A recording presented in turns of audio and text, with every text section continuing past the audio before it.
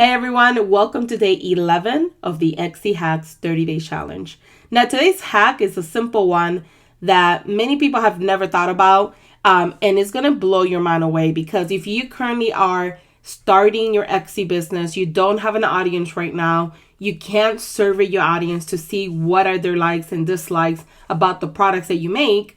One way to find out what your audience really needs or wants is by looking at your competitors' reviews.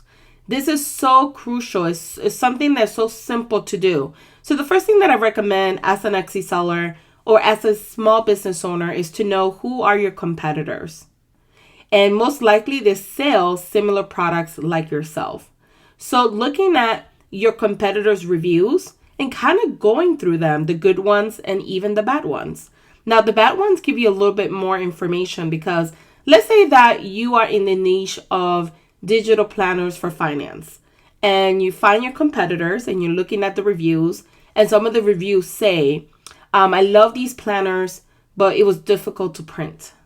Or I love these planners, but it didn't have that many variations of colors. I wish it was more colors. Or I love these planners, but when I printed it out, the box was too small and I couldn't write inside of it as much information as I thought I would be able to.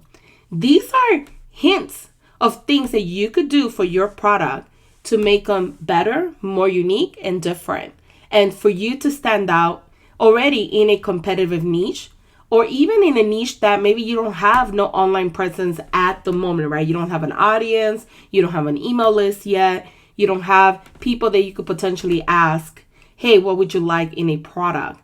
This is the quickest way to get feedback on your audience by spying on what those customers are saying about those particular products. If you want to stand out in a saturated niche, especially if you're selling jewelry or you're selling planners or if you're selling artwork, the quickest way is to go see what people are complaining about or suggesting.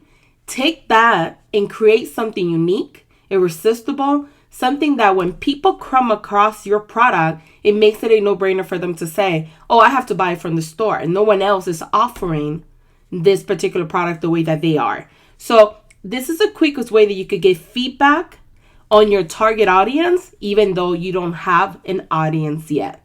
Let me know if you enjoyed this tip by leaving a comment below. And don't forget to like, comment, and share this video. I will see you on the next Etsy hack.